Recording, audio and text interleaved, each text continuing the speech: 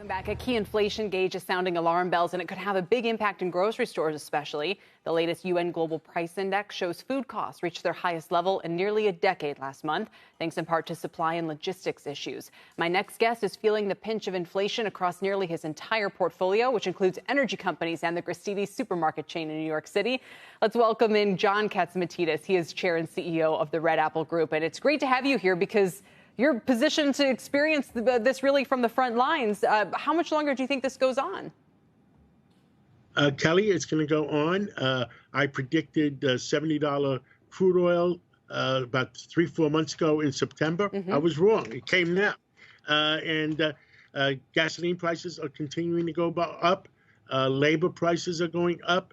What does that mean? That means food prices are going up because everything is being delivered to the warehouses and stores by truck.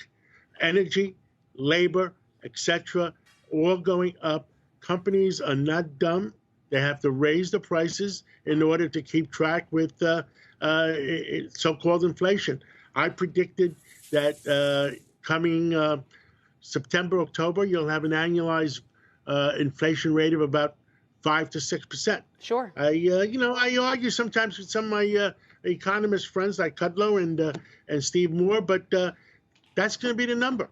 So, listen, I think a lot of people would say, yeah, that sounds about right. But the question is how long, and can it keep going up? So let's flip the calendar into what is next year, 2022 already? What does it look like then? Do we start having prices come down? Can people keep, you know the consumer well, can they show up in Gristedes and go, oh, sure, I'll pay 25% more? Are they going to go, no, forget it. I can't. Is it actually going to hurt the economy?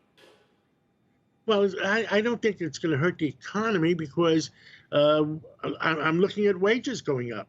I'm looking at minimum wages going up. So it's an overall, when the boat, what does it say? When the sea rises, everything goes up. And I just see inflation going up. And I also see interest rates. They're not going to stay at this rate. I think you're going to see higher interest rates by the end of the year. So it's concerning. It's concerning. But a lot of people don't realize it yet, but it's happening. It's going to happen. It will happen.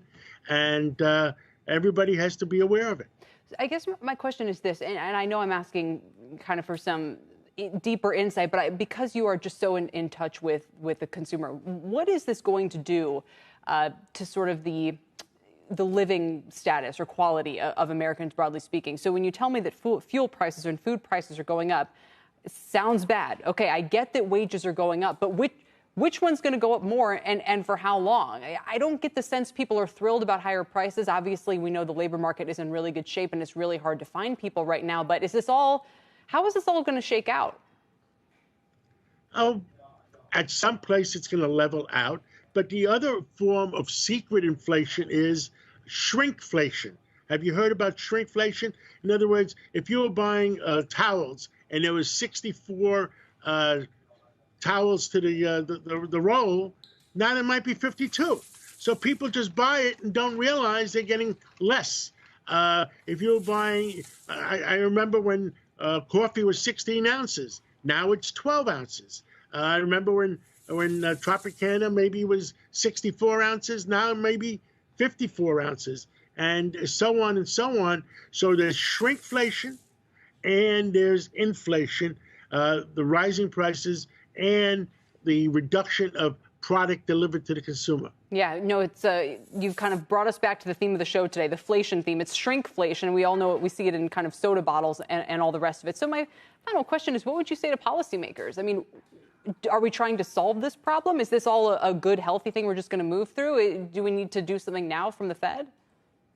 I just think it goes back to Washington and the fact that, don't forget, America has 100 years worth of oil. Why are we pushing the American public towards electric cars, where 90% of the batteries for electric cars are made in China? So it's making smart moves. Why did we cancel the Keystone Pipeline? America has 100 years worth of oil. All the oil would go down the Keystone Pipeline from Canada and America down to the Gulf Coast, produced by American workers, made into gasoline and distributed in South America, Caribbean. Now we shut that down And what happens? We Higher turn prices, yeah. on Russia and Germany. And So in terms of the gas pipeline, yep, the North Sea. Shepard Smith here. Thanks for watching CNBC on YouTube.